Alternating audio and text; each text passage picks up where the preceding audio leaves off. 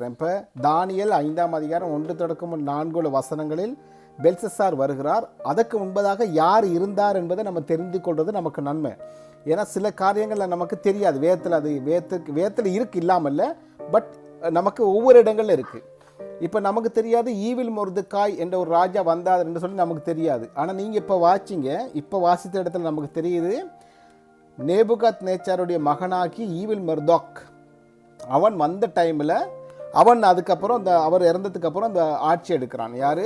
Evil மொர்தெகாய். அந்த நேரத்தில் தான் யாரை விடுதலையாக்குறான்? யோயாக்கிம். அந்த யோயாக்கிம் என்றது யார்? யூதியாவின் ராஜா, அப்படித்தானே? யூதியாவின் ராஜாவாகிய யோயாக்கினுடைய சிறையிருப்பின் 37ஆம் வருஷம் 12ஆம் மாதம் 27ஆம் தேதியிலே என்னும் பாபிலோன் ராஜா தான் ராஜாவான வருஷத்தில் யூதியாவின் ராஜாவாகிய யோயாக்கினை சிறையிலிருந்து புறப்பட பண்ணி அவன் தலையை உயர்த்தி. இப்போ நம்ம வாசிச்சிருப்போம், நேபுகாத் நேச்சார்னு சொன்னால் யாரென்று வாசித்திருப்போம். கிம் சொல்லி சில வேளை நீங்கள் வாசித்திருப்பீங்க, யோயாக்கிம் சிறைப்பட்டு போனான்னு சொல்லி வாசித்திருப்போம் நம்ம. ஆனால் இப்போ நமக்கு தெரியுது யோயாக்கிம் நேபுகாத் நேச்சார் இருந்த நாளெல்லாம் சிறையிருப்பில் இருந்திருக்கிறான். அவனுடைய மகனாகிய ஈவில் மொர்தெக் வந்ததுக்கு அப்புறம் நான் நினைக்கிறேன் அவங்களுக்குள்ள இது ரிலேஷன்ஷிப் ஏற்பட்டிருக்கலாம், சிலர் ஃப்ரெண்ட்ஷிப் ஆகிருக்கலாம், ஏதாவது ஆகிருக்கலாம். ஏன்னா இவனும் யூதியாவினுடைய ராஜா தானே, அடிமையாக இருந்தாலும் பாபிலோனில் அடிமையாக இருந்தாலுமே இவனும் கூட யார்? யூதியாவின் பழைய ராஜா. ஸோ அதுக்காக அவனை விடுதலையாக்கி அவன் இருந்த. அப்போ இப்போ உங்களுக்கு புரியுதா யாருடைய நேபுகாத் நேச்சாருக்கு அப்புறம் யார் ஆட்சி எடுத்தது? ஈவில் மொர்தெக் என்பதை நம்ம புரிஞ்சுக்கணும். எப்போ இது நடந்துச்சு? கிறிஸ்துவுக்கு முன் 561. ஸோ எரேமியா 52 31ஆம் வசனம் தொடக்கம் 34ஆம் வசனம் வரை யூதியாவின் ராஜாவாகிய யோயாக்கினுடைய சிறையிருப்பின் 37ஆம் வருஷம் 12ஆம் மாதம் 25ஆம் தேதியில் ஈவில் மொர்தெக் என்னும் பாபிலோன் ராஜா தான் ராஜாவான வருஷத்தில் யூதியாவின் ராஜா யோயாக்கினை சிறையிலிருந்து வெளிப்பட பண்ணி. இப்ப இது நம்ம எங்க வாசிக்கிறோம்? இதை எரேமியால வாசிக்கிறோம் 52, அப்படிதானே? Same sentence. நீங்க 2 ராஜாக்கள் 25ஆம் அதிகாரம் 27ஆம் வசனத்தில் வாசித்த வசனமும் அந்த அதிகாரங்கள் அந்த வசனங்கள் வாசித்ததும் இப்ப 31ஆம் அதிகாரம் 31ஆம் வசனம் 52ஆம் அதிகாரம் எரேமியால வாசிக்கிறதும் ஒரே வசனம். ஏன்னா இயேசு ஒரு இடத்துல சொல்றாரு வசனங்களுக்கு ஜோடு இருக்குமான்னு சொல்லி. ஆண்டவர் எப்படி ப்ரூவ் பண்றாரு பாருங்க. எரேமியா இருந்த காலமே, எரேமியா எவ்வளவு அழகா இதை தெளிவா எழுதியிருக்கிறார். அங்க 2 ராஜாக்கள்ல அவங்க எவ்வளவு தெளிவா எழுதியிருக்கிறான்னு பாருங்க. ராஜாவை யோயாக்கின் சிறையிருப்பு அவனோடு அன்பாய் பேசி அவனுடைய ஆசனத்தை தன்னோட பாபிலோன் இருந்த ராஜாக்களுடைய ஆசனங்களுக்கு மேலாக வைத்து அவனுடைய சிறையிருப்பு வஸ்திரங்களை மாற்றினான். ஏன்னா அப்படின்னா ராஜாவுடைய மேசில சாப்பாடு அவருக்கு கொடுத்து இப்படி செய்கிறத நம்ம பார்க்கிறோம். இப்போ உங்களுக்கு நம்ம புரிஞ்சிச்சு. இப்ப இவரது 2 வருட ஆட்சிக்கு பின் இந்த ஈவில் மொர்தெகாய் சதிகாரர்களால் கொல்லப்பட்டார். யாரால் கொல்லப்பட்டார்? இந்த ஈவில் மொர்தெகாய். நான் நினைக்கிறேன் நல்ல குணம், ஏன்னா பொதுவாக நல்ல குணம் படைச்சவங்களுக்கு யாராவது சதிகாரங்க இருந்து ஈஸியாக கொன்றுவாங்க. ஸோ இவரும் நல்ல குணம் படைச்சவர் போல தெரியுது. ஸோ இவரை யார் கொல்றது? சதிகாரர்கள் இவரை கொல்றாங்க. சதிகாரர்கள் திட்டமிட்டு இவரை கொல்றாங்க. 2 வருஷம் அந்த 2 வருஷ காலத்துக்குள்ள யாரை? ஈவில் மொர்தெகாயை சாகடிக்கிறாங்க. அதுக்கப்புறம் இவருடைய மச்சானாகிய நெரிகிலாசர் அவர் என்ன செய்கிறார்? திரும்ப அந்த ஆட்சியை பிடித்து கொண்டு அந்த ஆட்சிக்கு 4 வருஷம் அவர் ஆட்சி செய்கிறார். சரியா? 4 வருஷம். யாரு? நெரிகிலாசர். அவர் பேரு நெரிகிலாசர். சரியா? நேபுகாத் நேச்சார், ஈவில் மொர்தெக் அண்ட் நெரிகிலாசர். சும்மா ஜஸ்ட் நம்ம இது ஒரு வரலாறுக்கு வந்து நான் இதை உங்களுக்கு காண்பிச்சு கொண்டு போறேன். சரியா? பின்பு 556 கிறிஸ்துவுக்கு முன் 556 இவர் கொல்லப்படுறார். யாரு? நெரிகிலாசர் ஒரு போர்ல கொல்லப்படுறாரு. ஒரு போருக்கு போயிட்டு அந்த போர்ல கொல்லப்படுகிறார். அவனது மகன் மற்றும் அவனது வாரிசான லப்ரோசோர்கோட், பேர்லாம் வர மாட்டேங்குது, வித்தியாசமான பேர், LABROSOARHOED,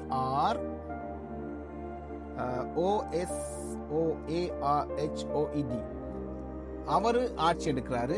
ஆனா அவரு ஒரு அறிவு சார்ந்த இல்லாட்டி அறிவாளியான ராஜா கிடையாது. அவருக்கு சொல்லுவாங்க ஃபூலிஷ் கிங். ஸோ அவர் ஒரு ஃபூலிஷான ஒரு ராஜா. அவர் ஒரு முட்டாள்தனமாக செயல்படக்கூடிய ஒரு ராஜா. ஒரு முட்டாள்தனமான அவருடைய ஆட்சி 1 வருஷம் இருந்துச்சு. அவர் அதுக்கப்புறம் சில பேரால் அடித்து கொல்லப்படுகிறார். ஸோ சில பேர் அவங்களோட முட்டாள்தனத்தால் அடி வாங்குற மாதிரி அவங்க அடித்து கொல்லப்படுகிறாரு. பிரபு நேபுகாத்நேச்சார் மற்றொரு மருமகனான நமோனிடஸ், அவனுடைய பேர் வந்து நமோனிடஸ், ஆட்சியை கைப்பற்றுகிறான். சரியா? அவன் எப்ப ஆட்சி செய்யறான்னு சொன்னா நமோனிடஸ் 555 கிறிஸ்துவுக்கு முன்னா 555 538 வருஷம் வரைக்கும். நமக்கு தெரியும் கிறிஸ்துவுக்கு முன் வந்து கீழாத்தான் வரும், மைனஸ் ஆகி வரும். ஏன்னா கிறிஸ்துவுக்கு முன் எப்படி 0ல இருந்து மேல போகும், கிறிஸ்துவுக்கு பின் 1ல இருந்து கீழே வரும். 0ல இருந்து +1, கிறிஸ்துவுக்கு முன் வந்து -1 2 3ன்னு போய்கிட்டு இருக்கும். ஸோ இப்போ அவர் எப்போ ஆட்சி செய்கிறார்? 555 538 வரை அவர் ஆட்சி செய்கிறார். அது மொத்தம் ஒரு 17 வருஷம் ஆட்சி செய்கிறார். அவன் பாபிலோன் எப்போ வரைக்கும் ஆட்சி செய்கிறான் தெரியுமா? இந்த சம்பவம் இப்ப நம்ம வாச்சமே தானியேல் 5ஆம் அதிகாரம் 1 அந்த விருந்து, அந்த சம்பவம் வரைக்கும் அவன் ஆட்சி செய்கிறான்.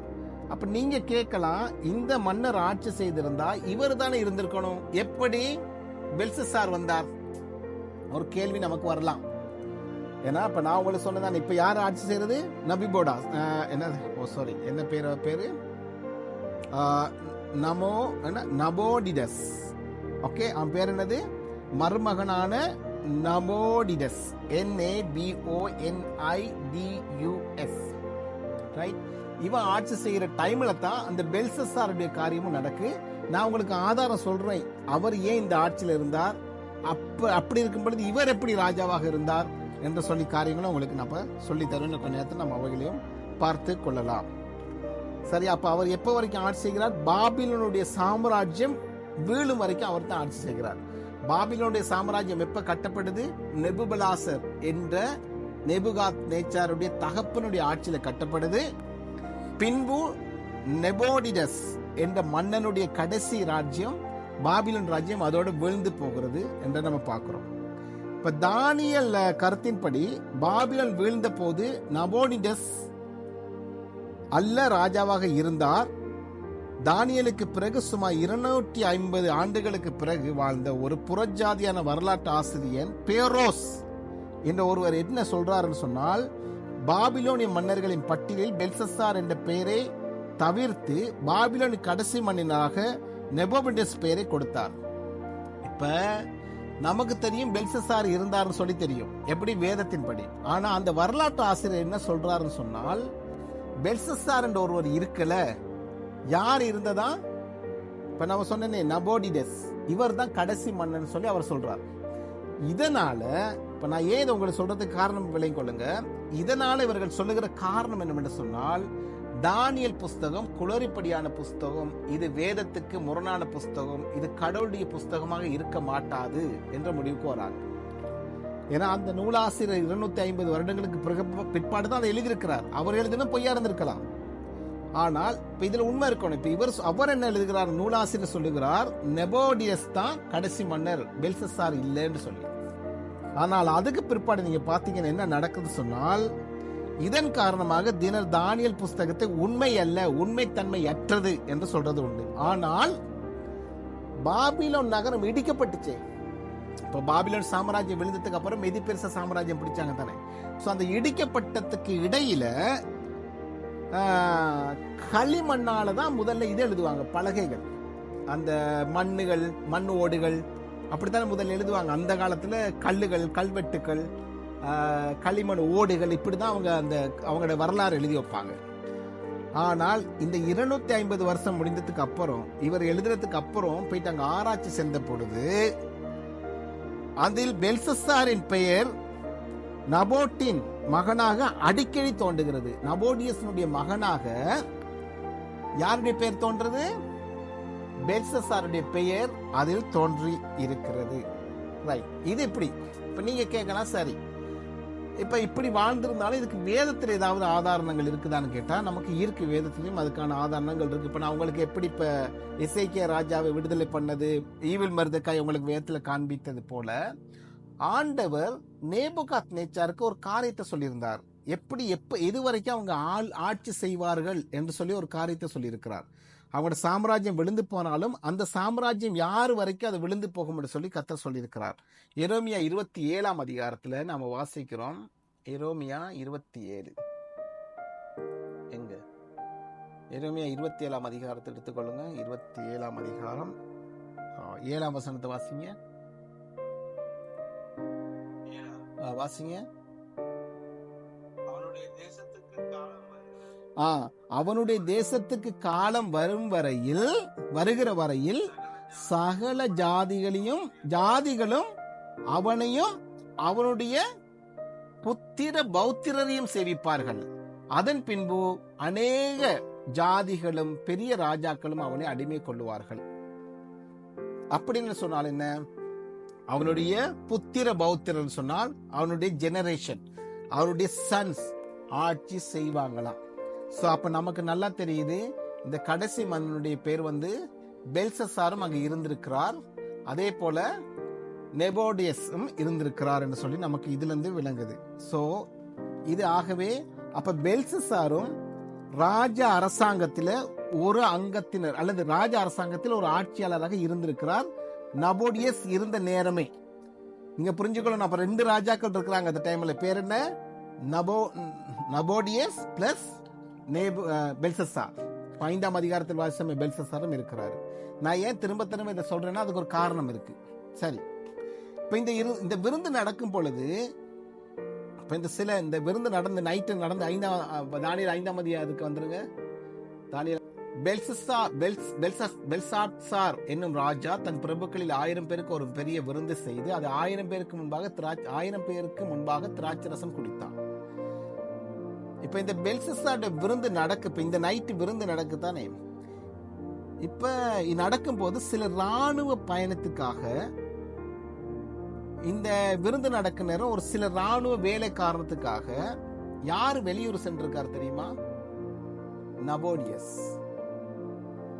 நபோடியஸ் எங்க ஏதோ ஒரு ஊருக்கோ இல்லாட்டி வேறு காரணங்களுக்காக வெளியூர் சென்றிருக்காரு. அந்த டைம்ல பாபிலோனின் பெரும் பொறுப்பாளராக இருந்தவர் யார் தெரியுமா? இந்த பெல்சசார். அவர் நாட்டில் இல்லாத நேரத்துல யார் இருந்திருக்கா அப்ப பொறுப்புல? இப்ப நமக்கு தெரிந்த நம்ம ஊர்ல ஜனாதிபதி இருப்பார். ஜனாதிபதி எங்கேயாவது போயிட்டா அந்த நாட்டினுடைய முழு பொறுப்பும் பிரதமருக்கு இருக்கும். ஸ்ரீலங்காவில் இப்ப இந்தியாவில் பிரதமர் பதவி இருக்கனால பிரதமர் போனா ஜனாதிபதி எல்லாத்தையும் பார்த்துக் கொள்வார் நான் நினைக்கிறேன். இப்ப ஸ்ரீலங்காவில் எப்படி பிரசிடென்ட் ஜனாதிபதி எங்கேயாவது போனா நாட்டினுடைய முழு பொறுப்பும் யார் கையில் இருக்கும்? பிரதமர் கையில் இருக்கும். அதே மாதிரிதான் இங்கேயும் நமக்கு தெரிகிறது இவர் இருந்திருக்கார். இப்ப இந்த நேரத்தில் இவர் கொடுத்த விருந்து பாபிலோன் வரலாற்றின் ஒரு திருப்பு முனையாக மாறி போனது. ஏன்னா ஒரு திருப்பு முனையாக இங்க மாறி போனது. என்னென்ன மாறி போனது? எப்படி? இப்ப பொன் நம்ம முதல்ல பார்த்தோம், அந்த சிலையில என்னத்தை பார்த்தோம்? தங்கம். இந்த தலை என்னது? பொன், தங்கம், பொற்சிலை, அப்படித்தானே? இப்ப தங்கம் வெள்ளியாக மாறுது. இந்த விருந்து முடிஞ்சதுக்கு அப்புறம் தங்கம் வெள்ளியாக மாறுகிறது. சிங்கம் கரடியாக மாறுது. யாரு சிங்கம்? நேபுகாத்நேச்சார். இப்ப கரடி யாரு? இந்த மீதி பெருச சாம்ராஜ்யம். வாசிங்க தானியேல் 7ஆம் அதிகாரம். தானியேல் 7ஆம் அதிகாரம் 1 தொடக்கம் பாபிலோன். நான் வாசிக்கிறேன் 5ஆம் வசனம் வரை. பாபிலோன் ராஜாவாகிய பெல்சசாரின் 1ஆம் வருஷத்திலே தானியேல் ஒரு சொப்பனத்தையும் தன் படுக்கையின் மேல் தன் தலையில் தோன்றிய தரிசனங்களையும் கண்டான். பின்பு அவன் அந்த சொப்பனத்தை எழுதி காரியங்கள் தொகையை விவரித்தான். தானியேல் சொன்னது, ராத்திரி காலத்தில் எனக்கு உண்டான தரிசனத்தில் நான் கண்டது என்னவென்றால், இதோ வானத்தின் 4 காற்றுகளும் பெரிய சமுத்திரத்தின் மேல் அடித்தது. அப்பொழுது ஒவ்வொரு ரூபமுள்ள 4 பெரிய மிருகங்கள் சமுத்திரத்திலிருந்து எழும்பின. முந்தினது சிங்கத்தை போல இருந்தது, அதற்கு கழுகின் செட்டைகளும் உண்டாயிருந்தது. நான் பார்த்து கொண்டிருக்கையில் அதன் இறகுகள் பிடுங்கப்பட்டது, அதன் தரையிலே எடுக்கப்பட்டு மனுஷனை போல 2 காலில் மேல் நிமிர்ந்து நிற்கும்படி செய்யப்பட்டது. மனித இருதயம் அதுக்கு கொடுக்கப்பட்டது. பின்பு கரடிக்கு ஒப்பாகிய வேறொரு 2ஆம் மிருகத்தை கண்டேன். அது ஒரு பக்கமாக சாய்ந்து நின்று தன் வாயின் பற்களுள்ள 3 விலா எலும்புகளை கவிக்கொண்டிருந்தது. எலும்பி வெகு மாம்சம் தின்னென்று அதுக்கு சொல்லப்பட்டது. கரடி. இப்ப நமக்கு நல்லா தெரியுது. இப்ப என்ன போயிருச்சு? சிங்கம் போய் இப்ப கரடி வந்தாச்சு, தங்கம் போய் வெள்ளியும் வந்தாச்சு. சோ இது எப்ப நடக்குதுன்னு சொன்னால், கிறிஸ்துவுக்கு பின் நான் சொன்னேன் எப்ப வரைக்கும் அவர் ஆட்சி செய்தார்? 555 இருந்து 538 வருஷம் வரைக்கும். இப்ப இந்த காலகட்டங்கள்ல வேறொரு சம்பவம் நடக்குது, நம்ம அதையும் பார்க்க போறோம். உங்களுக்கு பாருங்க, இந்த காலகட்டங்களில் இப்ப இந்த எந்த காலகட்டங்கள், இப்ப நீங்க கேட்கலாம், இந்த நேபுகாத் நேச்சார் காலத்திலிருந்து பெல்சசார் காலம் வரைக்கும் தானியலை காணும், அப்படித்தானே? தானியலுடைய கதை இல்லையே. நேபுகாத் நேச்சாருடைய அந்த அந்த கடைசி என்ன, அந்த அந்த அந்த இது அந்த மரம் கடைசியாக அந்த மரத்தை பற்றி பார்த்தோம் தானே. மரத்தில் இருந்த அந்த தரிசனங்களை அவர் காண்கிறார். மரம் பிடுங்கப்பட்டு போகுது, வேர்களை மாத்திரம் வைங்க. அதுக்கப்புறம் 7 வருஷம் ராஜா தன்னுடைய இந்த தரிசனங்களுக்கெல்லாம் அப்புறம் இந்த ராஜாவோட காரியம். அப்ப நான் நினைக்கிறேன் நேபுகாத் நேச்சார் இறந்ததுக்கு அப்புறம் தானியேல் வந்து சைலன்ஸ் ஆயிட்டாரு. தானியேல் வந்து தன்னுடைய காரியங்களை பார்த்து கொண்டு சைலன்ஸ் ஆயிட்டாரு. ஆனா தானியேலுக்கு இப்ப ராஜாவின் அரசாங்கத்தினால் ராஜாவின் அரண்மனையில் காரியங்கள் மாறிப்பு நடந்து கொண்டிருக்கு. ஒருவன் வாரான், ஈவில் மொர்தெகாய் ஒருவன் வாரான், நபோடியஸ் ஒருவன் வாரான், பெல்சசார் ஒருவன் வருகிறான். ஆனால் இந்த காலகட்டத்தில் தானியேல் சைலன்ஸா இருக்காரு. ஆனால் தானியேல் சைலன்ஸா இல்ல. தானியேல் வந்து இந்த கதையிலேயே ஆள் இல்ல. ஏன்னு சொன்னால் இங்க பாருங்க, 7ஆம் வசனத்தை எல்லாரும் வாசிக்க முடிஞ்சா, பாபிலோன் ராஜாவாகிய பெல்சாத்சாரின் 1ஆம் வருஷத்திலே தானியேல் ஒரு சொப்பனத்தையும் தன் படுக்கையின் மேல் தன் தலையில் தோன்றின தரிசனம். அப்ப கிட்டத்தட்ட 17 வருஷமா இந்த காரியங்கள் நடந்து கொண்டிருக்கு. 17 வருஷமா தானியேல் இங்க இல்ல. ரைட்? அப்படின்னு என்ன, தானியேல் ஒரு பக்கம் என்ன நடக்குன்னு சொன்னா, தானியேலுக்கு அவர் சொப்பனங்களையும் தரிசனங்களையும் பார்த்து கொண்டிருக்கிறார். இந்த பக்கம் இவங்க கதை நடந்து கொண்டிருக்கு. தானியேலுக்கு இதுல ஏன்னா தானியேல் வந்து முழுக்க சேவித்தது யாருன்னு சொன்னால் நேபுகாத் நேச்சார். சோ நேபுகாத் நேச்சார் தலைமையில் இருக்கும் பொழுது அவர் அதிகாரியாக இருந்தார், மேலதிகாரியாக, மாகாணங்களுக்கு அதிகாரிகளாக இருந்தது உண்மை. அதன் பின்பு அவர் அங்கு சைலன்ஸா இருக்கிறார். அதன் பின்பு கடைசியாக இந்த சுவரில் எழுத்தெழுதுதை மேனே தெக்கல் பர்சன் சொல்லி அந்த எழுத்து எழுதுகிற டைம் அதை விவரிக்கத்தான் அவர் தோன்றுகிறார். அது வரையும் அவர் அந்த ஏரியாவிலே இல்லை. ஆனால் அங்கதான் இருந்திருக்கார், பாபிலோன்ல தான் இருந்திருக்கார். அது நமக்கு நன்றாக தெரிகிறது. ஆனால் இவர் அரண்மனையோடையும் அல்லது அரசாங்கங்களோடையும் எந்த சம்மதத்திலும் இருக்கவில்லை என்று தோன்றுகிறது. எப்போது நேபுகாத் நேச்சார் இறந்ததுக்கு பிற்பாடு என்று நமக்கு தெளிவாக இதுல இருந்து ஒரு விஷயம் விளங்கிக் கொள்வது. ஏன்னு சொன்னால் இந்த காலகட்டங்களில் யூதர்களுடன் தொடர்பில்லாத நிகழ்வுகளும் எடுத்து சொல்லப்பட்டதால் அவைகள் ஒரு அமைதியாக, அதாவது ஒரு சைலன்ஸாக, அது மறைவாக ஒரு கடந்து செல்லப்பட்ட ஒரு காரியங்கள். தானியேல் கூட இந்த காலகட்டங்களில் இல்லை நம்ம பார்க்கணும். யூதர்களோட சம்மதம் பெருசாங்களுக்கு இருக்கல. ஏன்னா யூதன் தன்னுடைய அடிமைத்தனத்துல வந்து இப்ப இதெல்லாம் எப்ப நடக்குன்னு பாத்தீங்கன்னா, இப்ப கிட்டத்தட்ட இது நடந்து இப்ப 65 வருஷங்கள் ஆயிருச்சு. யாரு வந்து இஸ்ரேல் ஜனங்கள் அடிமையாக வந்து 65 வருஷங்களுக்கு அப்புறம் அப்ப உங்களுக்கு இந்த கதையை சொல்லி கொண்டிருக்கு. ஸோ அப்படின்னு என்ன, இப்ப வந்தாக்கள் பல சாக்கள் ஆகியிருப்பாங்க, அவங்களோட வேலையை அவங்க பார்ப்பாங்க, மரங்களை நட்டு தானியங்களை நட்டு அவங்க வாழ்ந்து கொண்டிருப்பாங்க. இப்ப இந்த காரியங்கள் அரண்மனையில் நடக்குது, தானியேலும் அங்க ஒரு பக்கத்துல இருக்கிறார். ஸோ இப்படி நம்ம இதை பிராக்டிக்கலா நீங்க திங்க் பண்ணி பார்க்கணும். சரியா? ரைட். இப்ப பெல்சசார் விருந்து ஒரு அவமதிப்பான். என்ன அவமதிப்புன்னு சொன்னால், உதாரணத்துக்கு வச்சுக்கொள்ளுங்களேன். இப்ப நீங்க நாட்டை படையெடுத்து வாரீங்க, யாராவது ஒரு ஆள் நாட்டை படையெடுத்து வர்றாங்க, இந்த நாட்டை அடித்து பிடிக்கிறதுக்காக யாரோ ஒரு நாடு இன்னொரு நாடு வருதுன்னு வச்சுக்கொள்ளுங்க. இன்னொரு நாடு வருது. இப்ப அந்த நாடு வரும் பொழுது, இப்ப நாடு எங்க வந்துருச்சு, அந்த அடிக்கிற நாடு, அந்த தேசம், என்னை அடிக்கிற தேசம் பக்கத்துக்கு வந்தாச்சு, என்னுடைய சுவர் பக்கத்துல இருக்கு. ஆனா நான் என்ன செய்யறேன், இங்க உள்ள மந்திரிகள் எல்லாம் கூப்பிட்டு, வைப்பாட்டிகளையும் பொண்டாட்டிகள் எல்லாம் கூப்பிட்டு நான் என்ன செய்யறேன், பெரிய விருந்து பண்றேன். அப்படின்னா என்ன அர்த்தம்? அதாவது நீ பக்கத்துக்கு வந்தாலும் என்னை அடிக்க முடியாது உன்னால். இது உன்னால் என்ன அடிக்க முடியாது, உன்னால் என்னை மேற்கொள்ள முடியாது, நான் ஜாலியாக இருக்கிறேன் என்கிற ஒரு கோணத்துல ஏற்பாடு செய்யப்பட்ட பாட்டி தான் இந்த பாட்டி. அதாவது இந்த பாட்டிக்கு என்ன பேர்னு சொன்னால், ஒரு அவமதிப்பு பாட்டி, அவமதிக்கிறது. அதாவது இப்படியெல்லாம் படையெடுத்து பெருசிய மீதியா பெருச சாம்ராஜ்யம் வந்து இப்ப நிக்குது. ஆனா இவர் என்ன செய்யறாரு, ஒரு பெரிய ஒரு பாட்டி வைக்கிறாரு. ஏன்னா மேதியர்களும் மற்றும் பெரிசர்களும் படையில் அதன் சுவர்களுக்கு வெளியே முகாமிட்டு இருந்தன. இப்ப அவங்க சுவர்களுக்கு வெளியே நிக்கிறாங்க படிக்கிறதுக்கு, உள்ள வர்றதுக்கு. ஆனா இவர் பாட்டி வச்சு கொண்டு இருக்காரு. சரியா? இப்படி இருந்து பெல்சசார் பாதுகாப்பாக உணர்ந்தார். பாருங்க, இப்ப யாருக்கு இவருக்கு ஒரு பயம் வரல. ஏன் பயம் வரலன்னு சொன்னால், பலமான பாலம் இருந்துச்சாங்க. அந்த பாலங்கள் எல்லாம் கடைசி வரைக்கும் உடைச்சு மீறி வர முடியாது, அப்படியான ஒரு பாலங்கள் கட்டி அமைச்சிருந்தாங்களாம். அப்புறம் என்னன்னா, வெண்கல கதவுகள். என்னது? வெண்கல கதவுகள். இப்ப உங்களுக்கு வெண்கல கதவுகள்னா ஒரு ஞாபகம் வரல? ஏதாவது ஞாபகம் வந்திருக்கா யாருக்காவது? வெண்கல கதவுகள் சொன்னா உங்களுக்கு எதுக்காவது ஞாபகம் வருது? வெண்கல கதவுகள், இரும்பு தாப்பால்கள், யாருக்காவது ஞாபகம் வருதா? இது எஸ், அது யாருக்கு சொன்ன தீர்க்க தரிசனம்? இல்ல,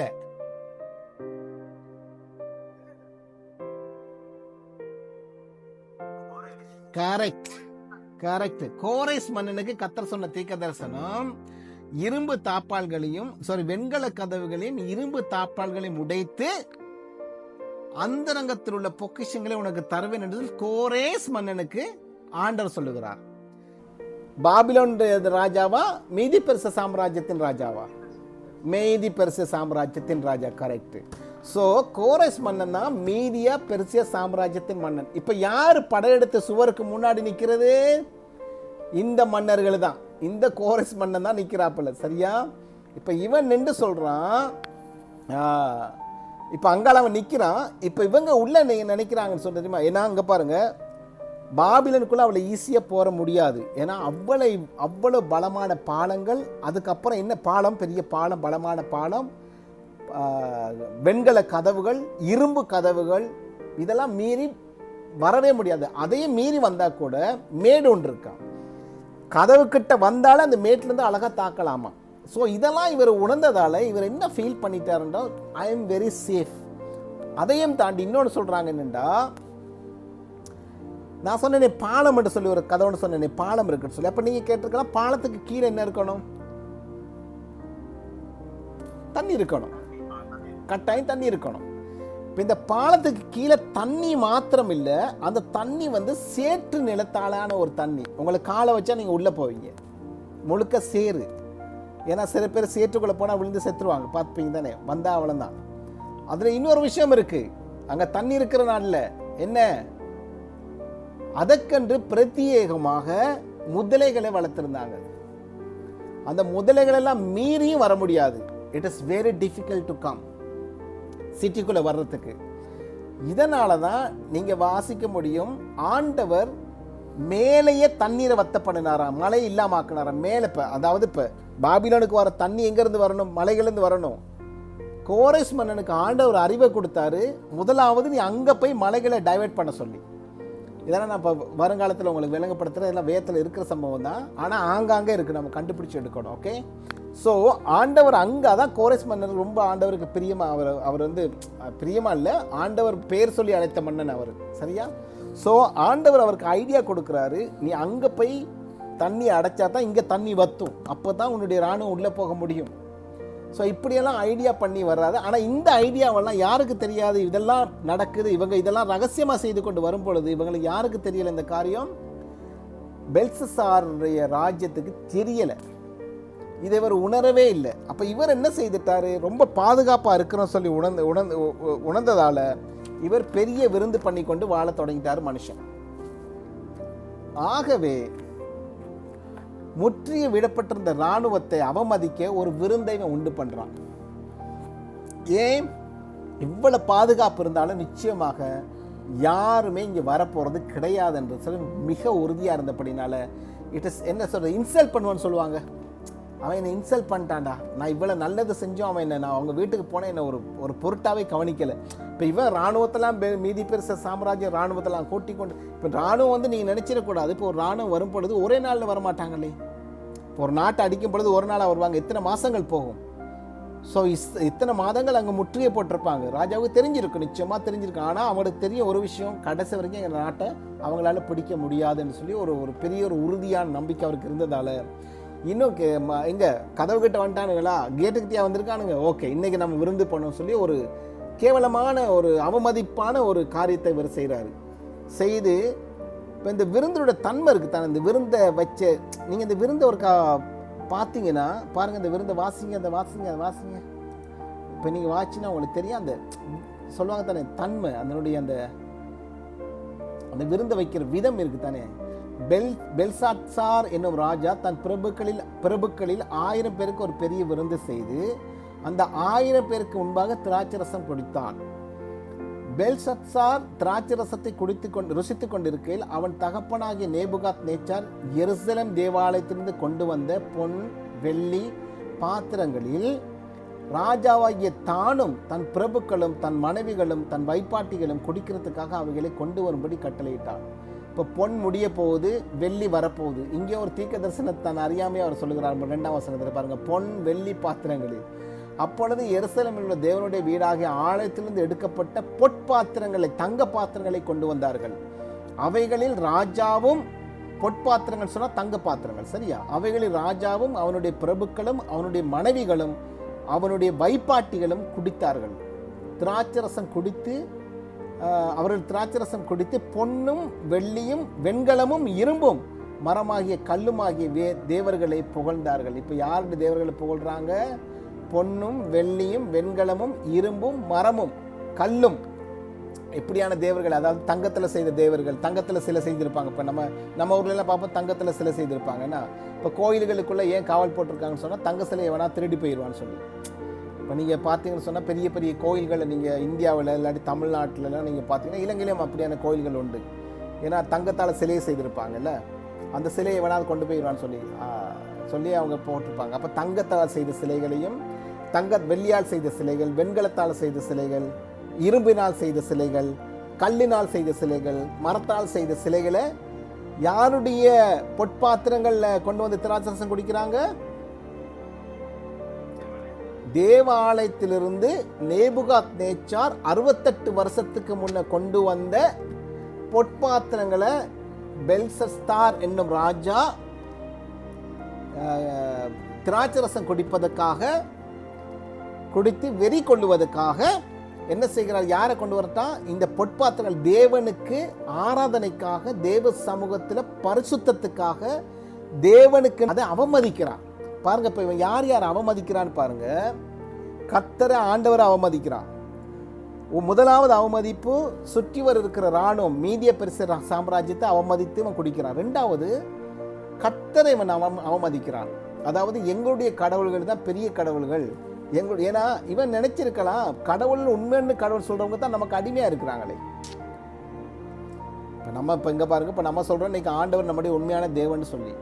ஆனால் இன்னைக்கு நீங்கள் பார்த்தீங்கன்னா யூஏயில் யார் நிசாம் பெட்ரோல் வைத்திருக்கிறா? 5 நிசாம் பெட்ரோல், பெரிய வில்லா, பெரிய கார். நம்ம இங்கே வந்து கிட்டத்தட்ட நம்மளும் அடிமை தான். பாஸ்போர்ட் கொடுத்துட்டாலே அடிமை தான். நம்ம இங்கே பாஸ்போர்ட் எடுத்து இங்கே வந்து வேலை செய்திருக்கோம், கிட்டத்தட்ட அடிமை மாதிரி தான். ஸோ அப்போ நம்ம என்ன செய்ய, தொழில் செய்ய வந்திருக்கிறோம்.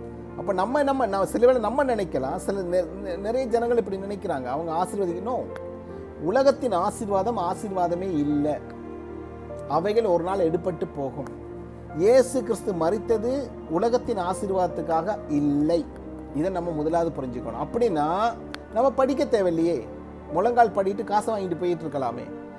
ஆண்டவர் அந்த உலகத்துக்கு வந்தது நமக்கு ஆத்தும ரட்சிப்பை கொடுப்பதற்காக. இதை ஆத்தும ரட்சிப்பை வேதம் சொல்லுது. முதலாவது உன் ஆத்துமா வாழ்வது போல் நீ எல்லாவற்றிலும் வாழ்ந்து சுகமாய் இருமகன். முதலாவது நம்ம ஆத்துமா, இயேசு மரித்தது ஆத்துமா. நிறைய பேர் பிரசங்கம் பண்ணி கொண்டு வராங்க இப்ப உலகத்தின் ஆசீர்வாதத்துக்காக. அப்படின்னு சொன்னால் இயேசுவை ஏற்றுக்கொள்ளாத அம்பானி எங்க இருக்கிறார்? இயேசுவை நிறைய பேர் கம்யூனிஸ்டா இருக்கிறாங்க. ஆண்டவரை தெய்வமே இல்லைன்னு சொல்லுகிறவங்க எப்படி இருக்கிறாங்க? ஸோ நம்ம முதலாவது புரிஞ்சுக்கணும், ஆண்டவர் அந்த உலகத்துக்கு வந்தது நமக்கு முழுக்க ரட்சிப்பை கொடுப்பதற்காகத்தான். சரி, அப்படி இருந்தால் ஆண்டவர் நமக்கு ஆகாரம் தர மாட்டாரா? மற்ற ஆசீர்வாதங்களை தர மாட்டாரா? தருவார். ஏன் தருகிறார்னு சொன்னால், இப்போ உங்களை எங்கிருந்து அழைச்சிருக்கிறார்? எகிப்திலிருந்து கானான் தேசத்துக்கு அழைத்திருக்கிறார். எங்க போறதுக்கு? கானான் தேசமாகிய பரலோக ராஜ்யத்துக்கு போக அழைத்திருக்கிறார். பரலோக ராஜ்யத்துக்கு போகும் வரையான தேவையான மன்னா, தேவையான சாப்பாடு, தேவையான உங்களுக்கு இறைச்சி வேணுமா? தேவையான இறைச்சி, தேவையான தண்ணீர், தேவையான பாதரட்சை, தேவையான உடுப்பு கட்டாயம் தருவார். நிச்சயமாக தருவார். அதில் எந்த மாற்று கருத்தும் கிடையாது. ஆனால் நம்ம நினைச்சிட்டு என்னண்டா, இல்ல இயேசு கிறிஸ்து இந்த உலகத்துக்கு வந்தது எனக்கு காரை தர்றதுக்காக, எனக்கு பணத்தை தர்றதுக்காக. இல்லவே இல்லை. உங்களை கானான் தேசத்துக்குள்ள கொண்டு போகும் வரைக்கும் தேவைகளை பூர்த்தி செய்வார். அது நிச்சயம். அதில் எந்த மாற்று கருத்துமே கிடையாது. அதனால தான் பவுல் சொல்லுகிறார், ஐஸ்வர்யம் பெருகும் பொழுது உங்கள் இருதயங்களையும் எண்ணங்களையும் அங்க வச்சிட வேணாம். ஏன்னா அது டெம்பரரி. ஏன்னா போன வாரம் நாங்கள் ஒரு சாவிட்டு இங்கே போயிருந்தேன், மோச்சரிக்கு, எங்கே பனியாஸில் ஒரு ஹார்ட் அட்டாக்ல இறந்து போனார். அன்றைக்கி தான் ஃபஸ்ட் டைம் நான் இங்கே யூஏயில் போயிருக்கேன் பொடி பார்க்குறதுக்கு. அவர் பொடியை பார்த்த உடனே உண்மையிலேயே நான் யோசித்து பார்த்தேன்,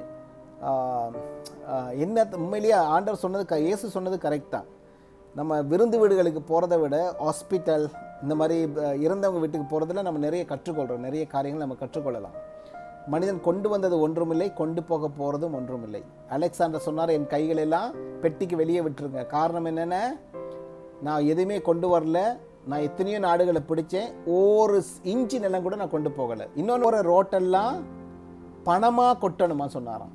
அவர் பொடியை தூக்கி கொண்டு போகும்பொழுது என்னத்தை கொட்டணுமா, பொன்கள் பணங்களை கொட்டி போட்டான்.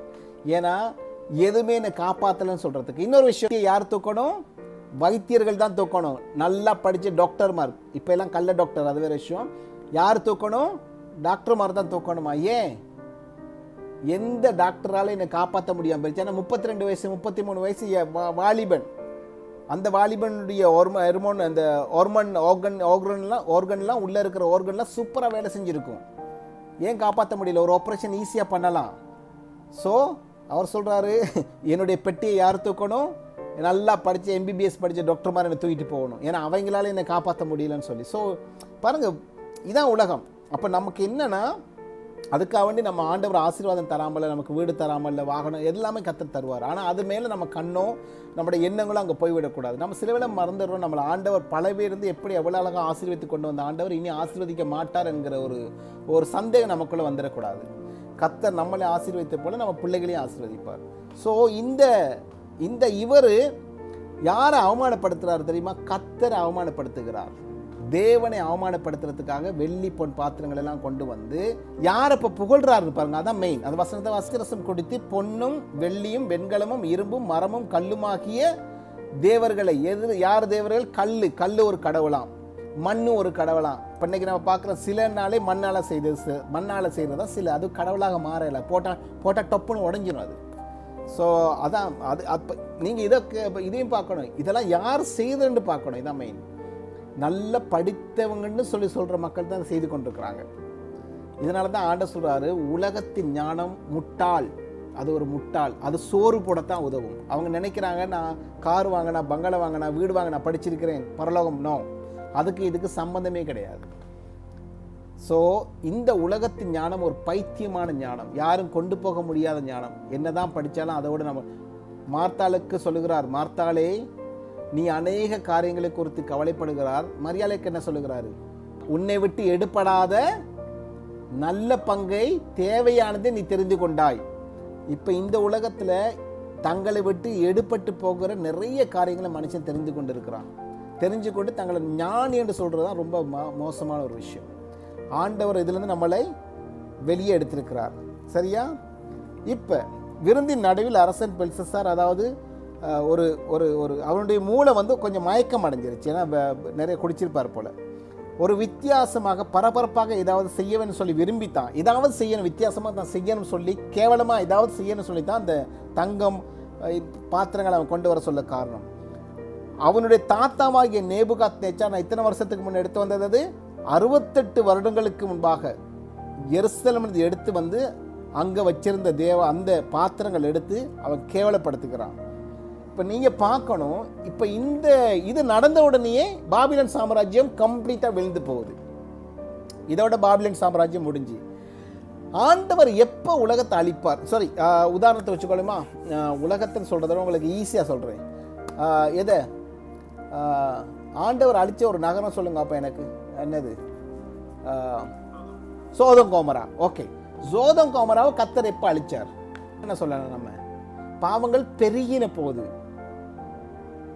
ஆனால் ஒரு நேரம் வரை அவர் அழிக்கல, அதை ஒரு காரியத்துக்காக வேண்டி காத்திருந்தார். லோத்துன்ற ஒரு மனிதனும் 2 பிள்ளைகளும் தான், அவங்களோட வைஃபு. அப்போ இவங்க மாத்திரம் போகும் வரைக்கும் காத்திருந்தார். ஏன்?